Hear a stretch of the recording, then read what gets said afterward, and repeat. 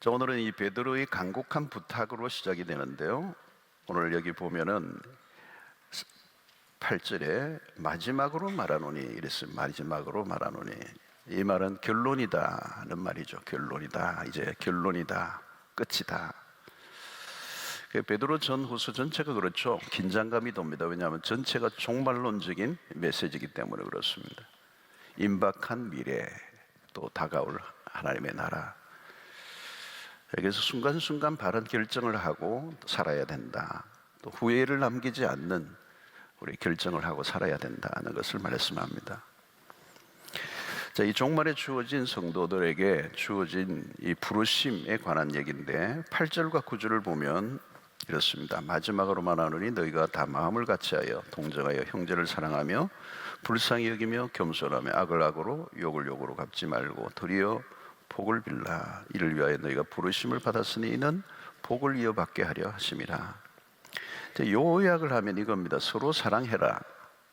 서로 사랑해라. 이것은 이제 성도들 간의 관계를 말하는 거고, 핍박하는 자를 위하여 복을 빌어주라. 이것은 이제 교회 바깥에 있는 사람이 그리스도인들에게 행할 때 우리가 어떻게 반응해야 될 건가. 또 이 두 가지를 잘 하면 9절 하반절에 보니까 이를 위하여 너희가 부르심을 받았다. 이는 복을 이어받게 하려 하심이라. 복을 이어받는다는 말은 뭘까요? 이어받는다는 거죠. 조상들이 받았던, 믿음의 조상들이 받았던 복을 이어받게 된다. 누구에게? 오늘 이런 말씀을 순종하는 자들에게. 자, 이 순종은 하나님의 부르심이다. 부르심이다. 그렇게 얘기했습니다. 그래서 이 8절과 9절에 나오는 이 말씀은 그리스도인의 삶의 트레이드 마크와 같아. 그건 뭐냐면 구별된 삶이고, 누가 보아도 그리스도인이라고 하는 표징이 이 삶에서 드러난다는 것입니다. 자, 세상 속에서 살아가는 성도들은 하나님의 부르심 가운데 살아가고 있는 거죠. 그냥 사는 게 아니고, 내가 그냥 직장 생활을 하는 게 아니고, 다 하나님의 부르심 가운데 있다. 그래서 이 8절은 교회 안에서 성도들 안에서의 관계, 그리고 9절은 교회 외부와의 관계 속에 그리스도인이 취할 태도에 대해서 말씀하고 있습니다. 자, 8절은 공동체 내부에서 성도들과의 관계를 말씀합니다. 관계에 대해서 5가지를 강조해요. 여기 마음을 같이 한다, 그리고 동정한다, 형제를 사랑한다, 불쌍히 여긴다, 겸손한다. 자, 이게 공동체의 관계의 필수적 요소들이라는 거죠. 우리가 잘 아는 단어들이에요. 다 마음을 같이하여. 이 같이 한다, 마음을 같이 한다, 이 공동체의 가장 중요한 것입니다. 같이 한다는 말은 획일적인 것을 말하지 않습니다. 다 획일화되는 것을 말하지 않고, 마음을 같이 한다는 말은 오늘 이 트리오처럼 하모니를 말하는 거예요. 하모니. 하나, 동일한 목적을 향하여 가고 있기 때문에 서로가 서로를, 오늘 또 이렇게 연주하는 걸 자세히 보면 서로 이게 눈길을 마주치죠, 그죠? 서로 굉장히 민감하게, 자기 혼자 한 게 아니잖아요, 그죠? 독주가 아니고 합주죠. 앙상블이잖아요. 하모니를 이루는 거죠. 화음이 얼마나 멋있어요, 그죠? 화음이 멋있어요, 그죠? 솔로보다 듀엣이 더 낫지, 트리오가 더 멋있고. 오늘 정말 예가 들기가 참 좋네. 그게 하나됨이죠. 이게 하나됨을 딱 보여주는 겁니다. 세 분이 하나가 된 거예요. 그리고 얼마나 많이 연습을 했겠어요, 그죠? 자기 소리만 내는 게 아니죠. 자기의 개성만이 있는 게요. 자기의 개성을 갖고 있지만 언제나 상대와 다른 사람을 생각하면서 이렇게 하모니를 이루어가는 거예요. 이게 마음을 같이하여. 그러려고 하면 굉장히 민감성이 필요하죠, 그죠? 교회 생활을 하다 보면 민감해야 돼요. 참 서로를 배려하려고 하면 민감해야 된다는. 또 동정하며 그랬습니다. 동정. 이것은 공감의 의미가 있습니다. 공감, 동정한다는 말은 그 사람의 마음 안으로 들어가는 거잖아요. 이게 공동체에서 우리에게 가지는, 그러니까 다르게 표현하면 같은 정서를 느끼는 것입니다. 오늘도 이 철야에 오면서 우리가 같은 이런 공간 안에서 같이 찬양하고 같이 기도하고 같이 말씀을 듣고 같이 기도의 제목을 가지고 기도하는 이 자체가 굉장히 중요한 것입니다. 같은 감정을 가지고 있다. 따로따로 놀면 안 되잖아요. 그죠? 사랑방에도 식구들이 다 같이, 또 가족이라는 개념도 그죠? 공감하는 거잖아요. 이게 이제 우리의 그리스도의 교제에 매우 중요하다. 또 형제를 사랑하며, 이것은 단순히 어떤 교제한다 정도가 아니고 굉장히 깊은 관계를 말하는 거죠. 사랑하는 것은. 그러니까 가족 관계와 같은, 교회 안에서 우리가 마주치는 우리 그리스도인들이, 성도들이 사랑방 안에서 깊은 우정을 나누는 교우 관계. 또 불쌍히 여기며, 이 불쌍히 여긴다, 이 긍휼이라는 단어죠. compassion이라는 단어입니다. 감정의 깊은 곳을 우리는 창자라고 얘기해요. 히브리적 개념으로는 창자가 흔들릴 정도로 깊은 마음에서 우러나오는 마음으로 상대를 바라보는 태도. 또 겸손하며, 특별히 거짓된 겸손이 아니고 마음 깊은 곳에서 우러나오는 겸손. 자, 성숙함에 필요한 이 부분들이기도 하고, 또 이것이 결국은 공동체 안의 신앙생활을 할 때 가장 필요한 부분인데, 사실 이거 하나하나가 다 어려운 것입니다. 지키기가, 행동하기 어려운 것입니다. 여러분, 우리 신앙생활은 핵심이 관계라고 그랬습니다. 관계가 어려운 거예요, 여러분. 어떤 관계가 어렵습니까? 가까운 관계죠. 여러분, 교회 생활을 해보면 사역이 어렵지 않아요. 사역이 어려운 게 아니에요. 관계가 어려워요. 관계가 뒤틀리면 사역은 힘들어지는 거예요. 근데 관계가 좋으면 사역이 기뻐요. 같이 해내니까 너무 신나는 거죠. 근데 이 관계라는 말은 뭘까요? 가까운 사람들과의 관계에서 일어나는 어떤 일들이잖아요. 멀리 있는 사람과는 갈등할 일이 없어요. 그죠? 그러니까 가끔 만나는 사람하고는 잘 지낼 수 있어요. 오래간만에 만나가지고 할 수 있는데, 가까운 관계는 그렇지 않아요. 굉장히 민감한 것입니다. 자, 신앙생활의 어려운 점은 가족 그리고 교우들과의 관계, 가까운 바운더리, 사랑방 함께하는 게 쉽지 않죠. 계속 모이면 이게 쉽지가 않아요. 자, 여러분, 신앙생활 하다가 갈등이나 분열로 인해 어려움을 겪어본 적이 있습니까? 교회 내에서 생각보다 많아요. 우리 교회에 이렇게 교회를 옮겨오신 분들 가운데서는 그런 분들이 많아요. 이전에 있던 교회에서 갈등을 겪는 거죠. 지도자와의 갈등, 이런 갈등 때문에 열심히 하다가 다 포기하고 넘어오는 거예요. 교회를 옮겨오는 거죠. 자, 오늘 베드로는 우리가 서로 사랑하는 것은 성도의 부르심이다, 이렇게 얘기합니다. 우리가 무슨 대단한 일을 하는 것을 부르심이라고 생각하면 안 되는 거예요. 신자의 부르심 가운데 중요한 것은 하나 되는 것이 우리에게 부르심이라는 거죠. 교회가 깨어지면 어떻게 되겠어요, 여러분? 부르심이 합당한 모습이 아니라는 것입니다. 여러분, 성도들끼리 싸우면, 갈등 관계에 있으면 하나님의 부르심을 거부하는 것이다 하는 겁니다. 만약 신자가 서로 사랑하지 못하고 하나 되지 못하고 다투는 것을 세상 사람들이 보이면 교회가 세상에 보여줄 메시지가 없어져 버리는 것이죠. 저 교회 뭐지? 저 사람들 왜 모인 거야? 저렇게 왜 싸울 바에야 왜 모여? 저들이 믿는다는 게 도대체 뭐지? 이 메시지를 잃어버린다는 것입니다. 그죠? 여러분, 집에서도 마찬가지입니다. 그러니까 가족이 알콩달콩 잘 살아야 되는데 막 싸우는 거예요. 옆에는 붙어 있고. 막 나갈 때도 싸우고 들어갈 때도 싸우고 막 한 번씩 막 벽에도 쿵 하고 막 이러면은 저 집에 교회 다니던데 교회 왜 다니지? 얼굴도 막 엘리베이터에서 만나면 사납고 막 이러면 어떻게 해요? 왜 다니지? 여러분, 우리가 전해야 할 메시지의 핵심이 뭡니까? 사랑이라는 사랑. 이게 다 합치면 사랑이죠. 그런데 왜 그 사랑이 우리를 통해 드러나지 않는다면 우리가 전하는 메시지는 의심을 받게 되잖아요. 전하는 말과 보여주는 행동 사이의 모순, 이게 오늘 딜레마예요. 우리의 딜레마. 너희들 말만 하지 말라는 거, 사랑을 좀 보여달라.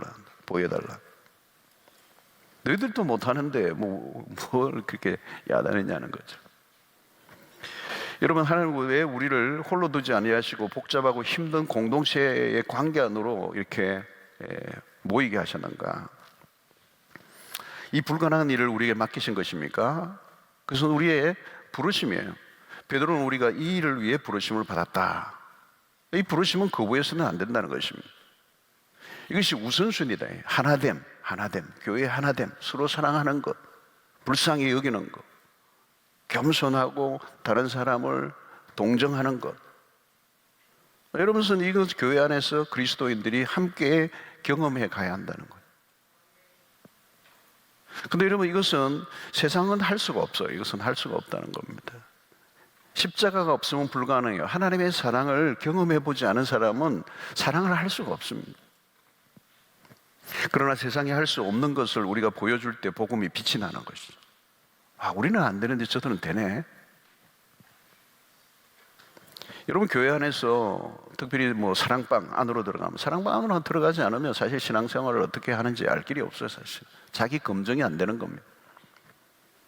사랑방 안에 들어가면 이게 좀 불편하거든. 처음에 들어가면 그냥 다니는 걸 좋고 등록 안 하고 다니는 게 훨씬 좋지, 자꾸 들어가는 거는 힘든 거예요. 이전에 또 상처가 있던 사람들은 더 알러지 반응을 일으켜요. 근데 여러분, 사랑방 안에 들어간다는 것은 용기가 필요한 것입니다.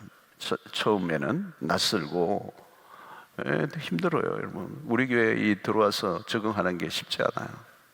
어떤 분은 5년, 10년, 15년 걸렸어 적응하는데, 안으로 들어오는데. 그 대단해요. 그 15년, 10년에도 안 옮기신 게 대단한 거죠. 이러면 사랑방 안에 들어가는 거 쉽지 않아요, 여러분. 근데 사랑방 안에 들어가면 틀림없이 내 마음에 들지 않은 사람이 딱 먼저 가 있어요. 나는 후발주자예요. 뒤에 들어갔어. 나보다 먼저 와 있어요. 이런 인간관계 안으로 들어가면 말씀대로 산다는 게 어렵다는 겁니다. 그 인간관계를, 그 관계 안에서 내가 말씀을 살아내야 되잖아요. 내 몸으로 증명해야 돼요. 만나지 않으면 그건 필요 없는 것이죠. 말씀을 내 혼자 어떻게 하든지 검증이 안 되잖아요. 여러분, 인간관계가 참 어려워요. 왜 어려운가? 인간은 모순 덩어리예요. 모순 덩어리. 우리 자신이 모순이 많다는. 여러분 자신을 신뢰할 만합니까? 제일 못 믿을 사람이 누구예요? 여러분, 자기 자신입니다. 사실은 내가 한 말을 내가 다 지킬 수 있는가? 그런 사람이 몇 명이나 되겠습니까? 이게 나이가 들어가면서 깨달아지는 게 그런 거잖아요. 여러분, 내가 알지도 못하고 한 말이 너무 많다는 거예요. 설교도 그래요. 저도 옛날에 했던 설교를 보면은 내가 이거 알고 했나?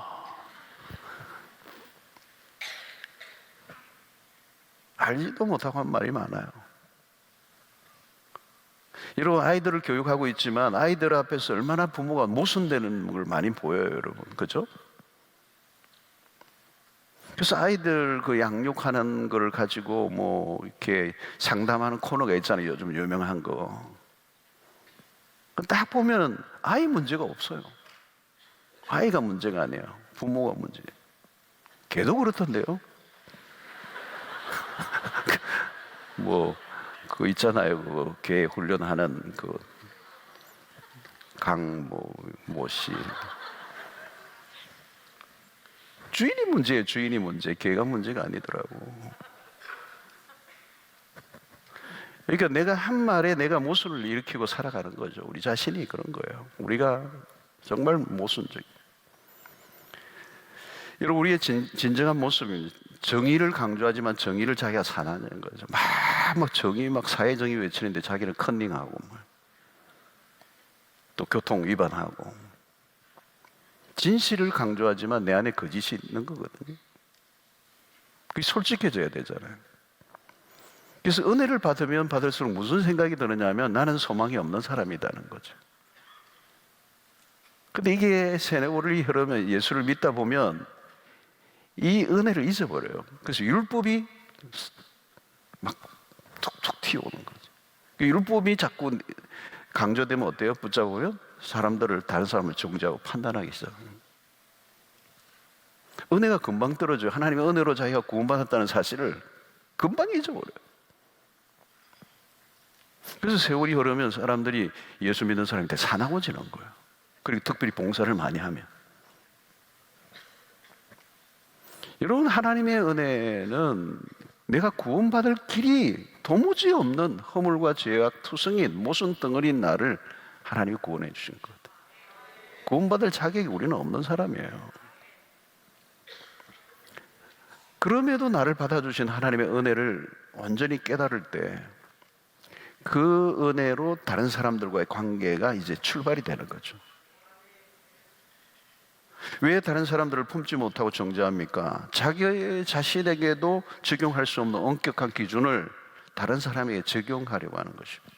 그것이 율법주의입니다. 우리는 모두 죽을 죄인입니다. 다른 사람을 판단하려는 마음을 내려놓아야 돼요. 하나님께서 부족한 나를 사랑으로 받아주신 것처럼 나도 다른 사람들의 연약함을 끌어안아 주는 것. 율법을 자기 자신에게 적용해야 돼요. 다른 사람에게 적용하면 안 돼요. 여러분, 말씀 적용해서 자신을 제외시키면 그 순간 바리새인이 되는 겁니다. 요즘도 새벽에 탕자 비유 예수가니까 탕자들 자꾸 많더라. 요즘 저기도 탕자고 저기도 장로, 남편도 탕자고 뭐. 자기는 탕자가 아니야. 여러분, 내가 탕자라는 사실을 깨닫지 않으면 여러분 은혜가 없어요. 여러분, 상대의 약점과 허물을 보지 않을 수 있는가? 힘들어요. 이게 사실은 사람이 그냥 보이는 거거든. 나도 모르게. 인간적인 힘으로는 안 돼요. 상대를 있는 그대로 바라보고 사랑할 수 있는 힘은 우리에게서는 나오지 않아요. 복음에서 나온다는 거죠.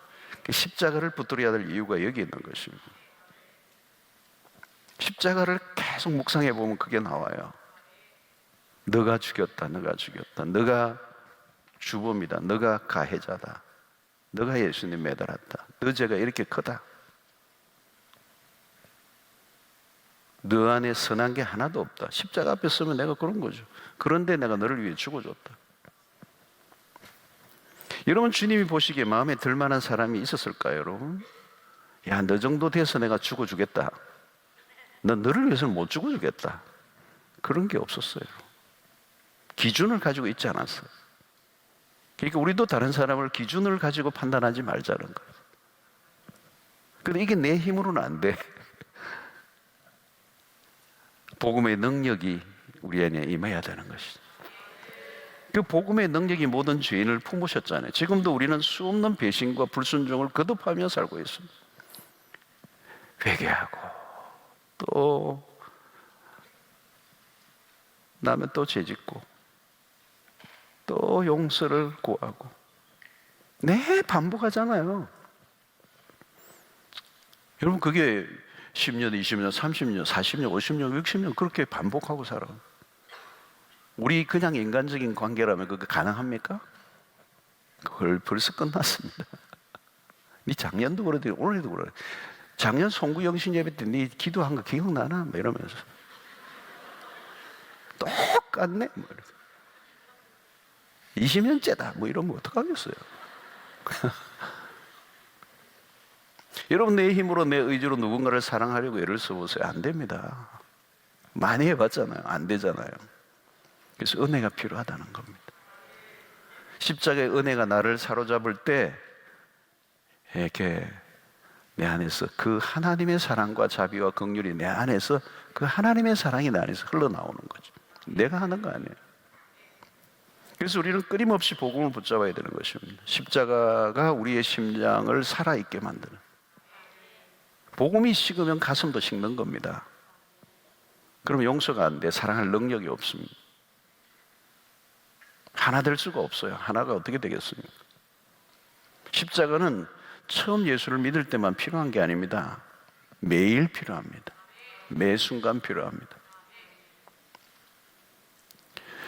여러분, 성품을 의지하지 마십시오. 여러분들의 개인의 성격을 의지하지 마시고 여러분들의 어떤 노력으로만 안 되고 어떤 특별한 방법론이 있는 것도 아니에요.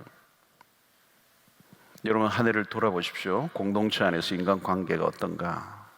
어떤 분은 그럴 거예요. 너무 힘들어서 사역을 내려놓고 싶어. 막 사람들이 지긋지긋하고 막 그냥 모순적이고 위선적이고 막 그 안에 들어가니까 막 음해도 있고 루머도 퍼뜨리고 무정하고 편가르기 하고 무관심해 하고 아이 내 그만둘래. 그래서 오늘 내년에 그만둔다 하고 이 철에 오신 분들은 주께로 다시 돌아가시기를 바랍니다. 여러분, 내 힘으로는 안 돼요. 그걸 극복하면. 떠나면 해결이 됩니까, 여러분? 사람과 씨름하지 마십시오, 여러분. 그 사람과 씨름하지 말라고요. 그 사람 약점 때문에 막 너무 힘들어하지 말라는 거예요.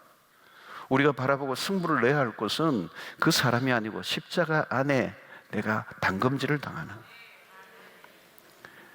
여러분, 갈등이 일어날 때는 서로 안에 자기 의를 강조하기 때문에 그래요. 나의 의를 강조하면 다른 사람의 의와 부딪히게 되어 있습니다. 그러면 싸움으로 가는 겁니다.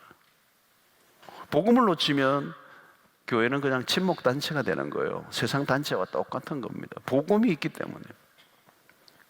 과거의 삶을 재탕하지 않으려고 하면 복음을 붙들어야 된다는 거예요.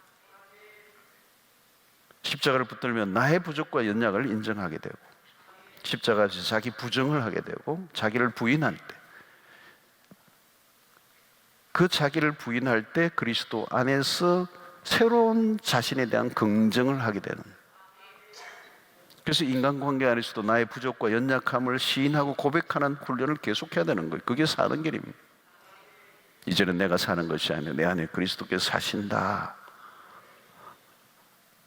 나에게는 문제가 없는데 당신에게 문제가 많다. 이렇게 주장하기 시작하면 전쟁이 계속되는 것입니다. 그 말은 뭐냐면 나에게 뭐가 있다는 거잖아요. 나에게 소망을 두는 거잖아요. 여러분, 우리에게는 소망이 없어요. 그래서 십자가가 있다니까요.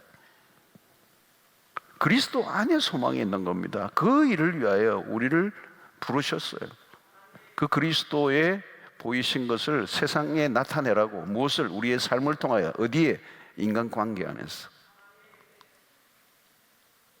그래서 우리의 믿음의 삶을 살아가는 우리에게는 서로가 격려하고, 그죠? 그래서 우리 연말에 여러분 이렇게 격려의 카드도 하나 보내시고, 그죠? 말로 하기는 좀 거북하고 그러면 짧게라도 하나 쓰고, 예. 등을 두드려주고, 예. 박수도 쳐주고, 용서하고, 공감해주고, 긍휼히 여기고. 우리는 서로가 필요한 존재들이라는 거예요. 이 베드로는 흩어진 나그네로 뿔뿔이 흩어져 믿음을 가지고 뿔뿔이 흩어져 있는 그리스도인들이 힘겹게 살아가는데, 그 공동체 안에서 서로가 필요한 격려. 우리 모두가 연약하기 때문에 힘들수록 그 사랑과 격려하는 이 공동체를 만들어 가라는 것입니다. 그래서 여러분, 우리가 이게 승리의 이 개런티는 믿음의 좋은 교제권, 공동체가 있을 때 가능한 것입니다. 그것은 공짜로 만들어지는 것이 아니고 함께 만들어가는 것이고, 복음 안에서 서로에 대한 기여를 해야 한다는 것입니다. 그러면 그 공동체가 나에게 주는 선물은 너무도 큰 것입니다. 처음은 어렵지만 들어가서 그 공동체 안에서 함께 할 때 많은 어려움이 있지만 복음 안에서 온전히 하나가 될 때 그 안에 있는 내가 누리는 축복과 은혜는 말로도 할 수 없다는 거예요. 그리고 우리가 마지막까지 신앙의 경지에 완주하기 위해서는 반드시 공동체가 있어야 된다. 이런 아름다운 교제권이 있어야 된다는 것을 얘기하고, 그 안에서 우리가 어떻게 해야 될 것인가를 이제 베드로가 구체적으로 몇 가지 우리가 알려주고 있는 것입니다. 자, 9절은 그리스도인을 공격하는 세상 사람들에 대한 신자들의 대응에 대한 말씀이에요. 그래서 악을 악으로 욕을 욕으로 갚지 말고 도리어 복을 빌라. 이를 위하여 너희가 부르심을 받았으니 이는 복을 이어받게 하려 함이니라. 자, 나에게 적대적으로 대하는 사람들에게 내가 어떻게 반응할 것인가? 나에게 욕을 하는 사람에게 내가 어떻게 반응할 것인가? 여기서 베드로는 본능적인 리액트를 하지 말라는 거예요. 반응을 하지 말라는 거예요. 여러분, 이 베드로서를 기록한 베드로는 과거에 대제사장의 종 말구의 귀를 칼로 잘랐던 사람이에요. 혈기가 넘쳤던 사람, 굉장히 충동적인 사람이에요. 근데 그가 지금 변했죠, 그죠? 베드로서를 기록할 때는 그가 변한 것입니다. 자, 오늘 이 말씀은 9절 말씀은 산상수훈을 연상하게 합니다. 마태복음 5장 44절 보면 나는 너에게 이르노니 너희 원수를 사랑하며 너희를 핍박하는 자를 위하여 기도하라. 이 산상수훈이 예수님이 하신 설교. 자, 여러분 이거 얼마나 감당하기 어려운 말씀이에요. 이거 엄청난 얘기잖아요. 이거 어떻게 가능해요? 원수를 사랑하라? 핍박하는 자를 위해서 기도해주라? 복을 빌라? 이게 피상적으로 들었고 그냥 끝나버리면 뭐 그냥 지나갈 수 있는데 나에게 심각한 피해를 입힌 사람, 가해자 바로 앞에서 이 구절을 읽으면요, 이 피가 거꾸로 돌아요. 이게 쉬운 얘기가 아니잖아요. 내가 지은 죄도 없는데 누군가 나에게 욕을 할 때 나에게 무엇이 튀어나와요? 욕이죠, 욕. 여러분, 이 리액터가 그렇게 나오면 안 된다는 거죠. 여러분, 운전을 할 때 여러분 신호를 앞에서 기다리고 있는데 이제 막 출발하는데 출발하려고 하는데 뒤에서 막 클락션을 눌리면 안 가고 싶은 거예요. 이게 죄성에서 나오는 거예요. 죄성에서 나오는 거. 아니 가려고 했는데 그리고 가는데 갑자기 누가 팍 앞에 끼어들면은 나도 다시 가가지고 끼어들고 싶은 거예요. 이 죄성이에요, 죄성. 인간의 죄성으로부터 나오는 본성적인 반응이라, 본능적인 반응이다. 이게 뭐냐면 상대가 행한 대로 갚아주고자 하는 심리. 여러분, 세월이 흘러도 변하지 않는 심리가 하나 있는데 동서고금 어디에나 동일한 역사가 흘러도 바뀌지 않는 하나의 원리가 있는데 이게 뭐냐면 보복의 원리입니다. 보복의 원리. 대갚아주는 거예요. 여러분, 부부관계 안에서도 보복의 원리가 작동하면 치명적인 결과를 낳습니다. 너가 당한 만큼 나도 갚아줄게. 이 인간관계 속에 여러분 이게 있으면 심각한 겁니다. 악을 악으로 갚고자 하는 보복의 원리 안에 빠져들면 살아남을 자가 없어요. 가벼운 말다툼으로 시작해서 나중에는 살인으로 가죠. 이 보복의 심리 안에는 인간의 죄성으로 인한 악감정이 악감정으로 비화가 되는 것입니다. 점점 강도가 높아진다는 겁니다. 여러분, 상대를 향한 비난이 상상할 수 없는 지경에까지 갈 수 있습니다. 상대가 나에게 행한 것을 묵상하고 분노하면 분노가 하늘을 찌른다는 거예요. 여러분, 중국 영화의 스토리가 그렇잖아요. 무술 영화 스토리가 뻔한 거예요. 안 보아도 결론이 정해져 있는 거예요. 그런데도 돈 내고 봐요. 왜 그렇습니까? 보복 심리에 대한 대리만족. 다 원수 갚는 얘기예요. 전편이나 속편이나 다 똑같아요. 사람만 바뀌어요. 속편이 나오면요, 아버지의 원수를 죽인 아버지 아들이 또 주인공이 되는 거예요. 그 다음 또 3편 나오면 그 아들을 죽인 아들이 또 주인공이 되어서 이제 무술을 닦고 또 죽이는 거예요. 똑같은 거죠. 그래도 흥행이 돼요. 왜? 인간의 기본적인 본능을 터치해 주기 때문에. 인간 안에 잠재되어 있는 보복 심리가 있었는데 평소에는 누르고 있었어요. 그런데 그 영화를 보는 순간 이 감정의 카타르시스가 일어나는 거예요. 그래서 주인공이 원수를 갚는 통쾌한 순간에 보통 영화를 보는 사람은 두 주먹을 불끈 쥐는 거예요. 그러면서 누군가를 연상하는 거죠. 그놈이는. 그러니까 내가 죽인 것과 같은 감정에 빠져나는 거예요. 사실 그런 영화를 보면 안 돼요. 폭력적인 거예요. 중국 영화 보지 마세요. 그 무술 영화, 원수 갚는 거 그거 보지 마세요. 내 감정을 계속 카타르시스 하는데 좋지 않은 방식으로 카타르시스를 계속 하게 되는 거죠. 보복은 또 다른 보복을 낳습니다. 보복을 끝내는 비결은 보복이 아니에요. 보복을 끝내는 비결은 나에게서 끝을 내는 것입니다. 내가 보복을 그만두어야 보복의 게임은 끝나는 것입니다. 악순환을 끊는 역사는 내 편에서 결단이 필요하다는 거예요. 누가 나에 대해서 비난을 하면 나는 침묵해야 되는 거예요. 도리어 칭찬을 보내는 거예요. 칭찬. 그분 참 좋은 분이라고. 그것이 주님의 말씀이고 복음의 얘기예요. 보복은 보복이 아닙니다. 그것은 자기를 죽이는 일이라는 거죠. 보복의 에너지를 사람을 살리는 에너지로 전환하라. 이게 바로 십자가의 은혜예요. 악을 악으로 욕을 욕으로 갚지 말라. 그리스도인의 삶의 기준은 상대의 행동이 아니라는 것입니다. 중요한 것은 악인이 나에게 한 행동에 따라 내가 행동한다면 내가 읽고 있는 바이블은 악인의 행동이에요. 밤이기 때문에 다시 한번 합니다. 악인이 나에게 한 행동에 따라 내가 행동한다면 내가 읽고 있는 바이블은 악인의 행동이다. 들어오셨습니까? 악인의 행동에 따라 내가 반응한다면 결국은 악인과 함께 심판을 받을 수밖에 없습니다. 너가 나에게 그렇게 했으니 나도 너에게 그렇게 할 수밖에 없다고 한다면 나의 삶의 기준이 도대체 무엇입니까? 악인의 행동이잖아요. 그러나 오늘 그리스도의 행동의 기준은 언제나 하나님의 말씀이어야 한다는 거예요. 그리스도의 삶의 기준은 그리스도예요. 상대가 나에게 욕을 했다고 나도 욕을 되돌려 준다면 그것은 기준이 전혀 없는 사람이에요. 상대에 따라 반응하면 그 인생은 어디로 갈지 몰라요. 누구를 만나느냐에 따라 달라지게 돼요. 그것은 매우 위험한 것이죠. 목표도 없고 기준도 없는 인생. 우리의 행동의 기준은 다른 사람의 행위, 나에게 피해를 입힌 어떤 행위가 아니라 언제나 하나님의 말씀이 되어야 한다는 것입니다.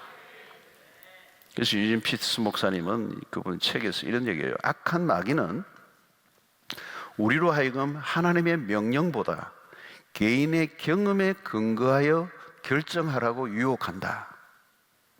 이게 무슨 얘기예요? 자신의 경험, 자신의 감정에 따라 행동하라는 거예요. 그럼 매일 전쟁터가 되는 것입니다. 상대가 나에게 욕을 했을 때 내가 돌려줘야 할 것은 더 심한 욕이 아니라 그러면 내 영혼이 더러워지는 거잖아요. 그죠? 그거보다 더 심한 욕이 없나 이렇게 막 생각하고 그러는 동안에 자기 영혼이 더러워지는 거예요. 그래서 9절에서 악을 악으로 욕을 욕으로 갚지 말고 도리어 복을 빌라. 도리어가 중요해요. 도리어. 이게 뭡니까? 반대 정신을 말하는 거예요. 문제는 어떻게 악을 악으로 욕을 욕으로 반응하지 않을 수 있는 힘이 어디에서 나오느냐, 이것도. 여기서도 마찬가지입니다. 인간 본성으로 안 돼요. 은혜의 원리. 보복의 원리를 깨는 힘은 은혜의 힘밖에 없어요. 은혜가 나를 완전히 주장할 때 내 안에 악한 것이 자리 잡을 공간이 없는 것이죠. 이것은 이성적으로 해결할 수 있는 일이 아닙니다. 내 안에 은혜가 임하면 놀라운 일이 나요. 여러분, 은혜의 힘은 강력합니다. 여러분, 자신의 두 아들을 죽인 그 공산당원을 양아들로 삼았던 이 손양원 목사님 얘기가 있잖아요, 여러분.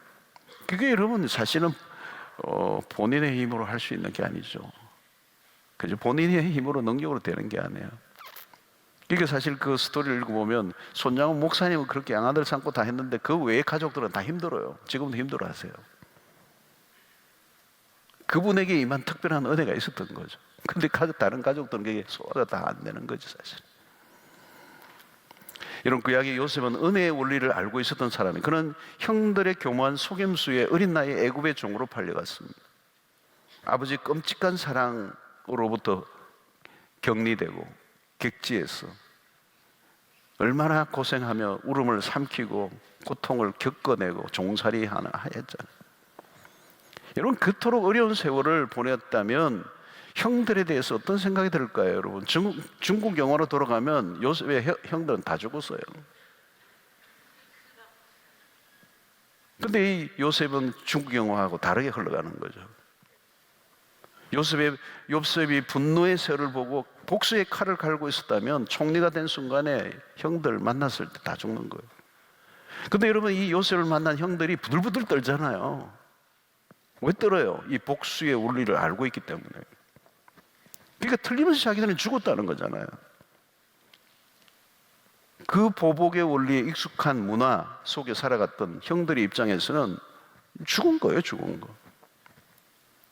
근데 요셉은 그러지 않죠. 다르죠. 형들을 용서합니다. 악을 악으로 돌려주지 않습니다.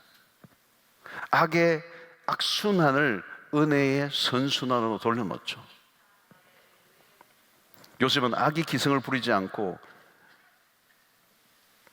그 악이 끝을 내는 그 악과 그 모든 그런 불의를 끝내는 길을 알고 있었던 거죠.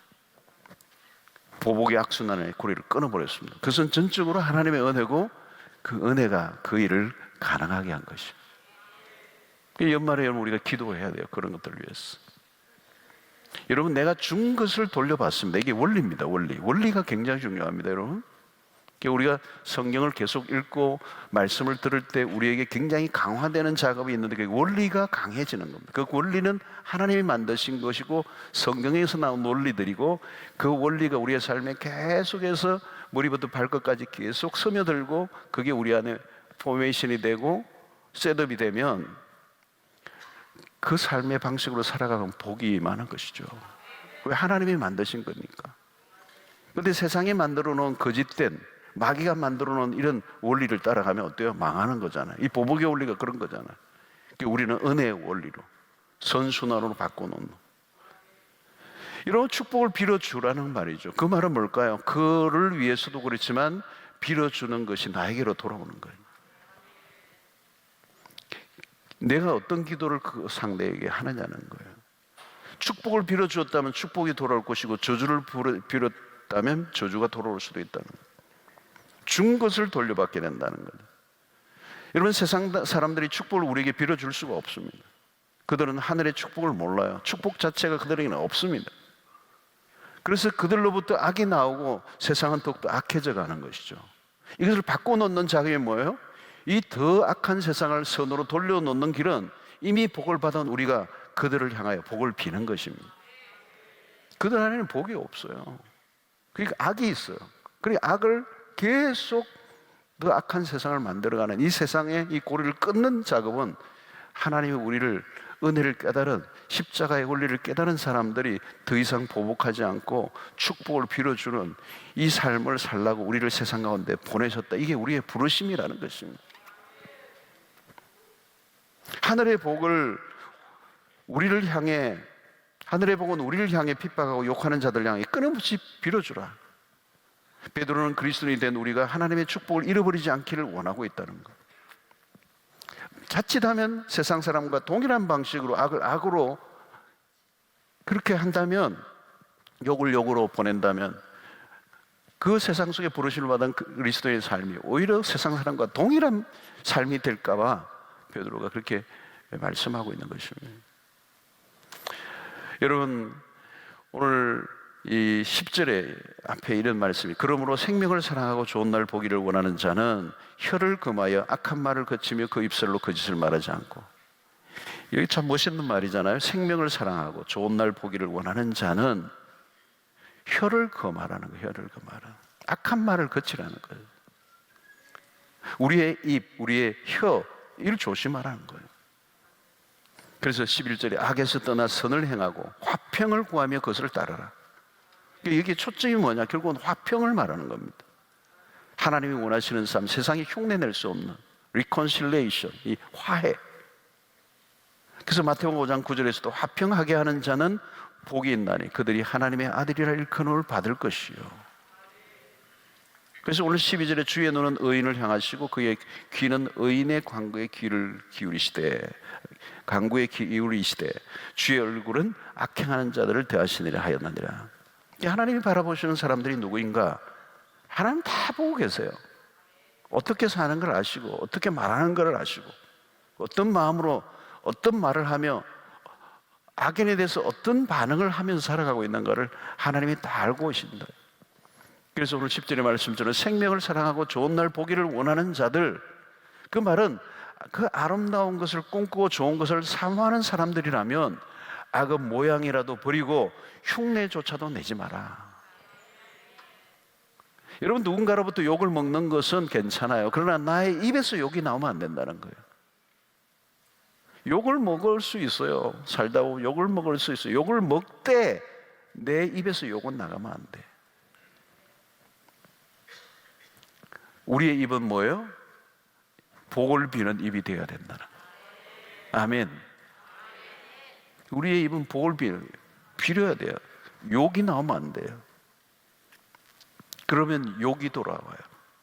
주는 대로 돌아와요. 여러분 스데반 집사는 돌에 맞아 죽는 가운데서 아무 말을 하지 않아요. 그냥 돌에 맞아 죽어요. 남들이 보면 돌에 맞을 짓을 했다고 할지라도 구차한 변명과 설명이 없어요. 억울하다고 말하지 않아요. 딱 한마디 했어요. 주여, 이 죄를 저들에게 돌리지 마시옵소서. 와, 대단한 얘기. 세상이 전혀 이해할 수 없고 알아차릴 수도 없는 모습으로 살다가 죽은 거죠. 왜 죽었는지, 죽을 짓을 했겠지, 거기에 대한 스데반의 어떤 설명도 없어요. 자기의 억울함을 호소하지도 않았어요. 그리고 그 억울함이 다른 사람에게 바르게 재해석되어서 전달한 적도 없어요. 그냥 죽은 거예요, 돌에 맞아. 그리고 마지막 한 말은 딱 하나예요. 주여, 이 죄를 저들에게 돌리지 말아 주십시오. 저들이 하는 짓을 알지 못합니다. 무지해서 그런 건데. 그 예수님의 기도와 비슷한 거죠. 여러분, 이렇게 이 땅에 살아갈 사람들의 부르심이 이런 모습이라는 거예요. 우리가 이런 모습으로 살도록 우리를 세상 가운데 부르셨다. 이건 뭐예요? 왜 세상 가운데 우리를 부르셨어요? 세상은 이렇게 살아갈 수 있는 능력도 없고 흉내 제천을 낼 수 없고 볼 수도 없는 거예요. 하나님의 백성들만 세상 가운데서 나타낼 수 있는 삶이기 때문에 우리를 그곳으로 부르셨다는 거예요. 다른 방식으로, 다른 원리로 살라는 거예요. 하나님의 백성이 살아가될 원리와 방식은 전혀 다르다. 그것을 세상에 보여주라는 거죠. 첫 번째는 우리끼리 정말 사랑하라는 거예요. 우리가 서로 사랑하지 않으면서 세상 속에 사랑을, 원수를 사랑을 아무 소용없는 거예요. 우리가 더 사랑, 우리의 가족이, 우리의 사랑방이, 우리 교회 성도들이, 그리고 세상 속에서 세상 사람들이 도무지 근접할 수 없는 격조 있는 삶을 드러내라는 거예요. 우리끼리 사랑하고, 우리끼리 하나 되고, 우리끼리 서로 격려하고, 그렇죠? 함원을 이루면서, 그리고 세상 속에 하나님의 백성의 그 모습들을, 그 악의 고리를 끊어내고 적대적 감정에 그냥 본능적 반응을 하지 않고 우리의 입술에서 끊임없이 복을 빌어주는 것. 그게 다른 삶이에요. 그게 복음의 삶이에요. 그렇게 살 때 세상의 사람들이 삥 하는 거, 저게 뭐지? 저게 어떻게 저게 가능해? 무엇이 저렇게 살아갈 수 있게 만들었지? 우리와 너무 다르잖아. 너무 멋있어? 너 정말 멋있어? 당신 정말 어디서 배운 거야? 여러분, 복음이 우리에게 임하면, 하나님의 은혜가 계속 우리에게 부어지면요, 다른 사람이 나에게 어떻게 돼도 나는 동일한 방식으로 언제나 반응하는 거예요. 은혜가 떨어지면 어때요? 그 사람이 나한테 하는 대로 나도 똑같이 해요. 그 사람이 유치하면 나도 유치해져. 그 사람이 욕하면 나도 욕해. 그 사람이 끼어들면 나도 끼어들어. 너무 유치한 삶인 거죠.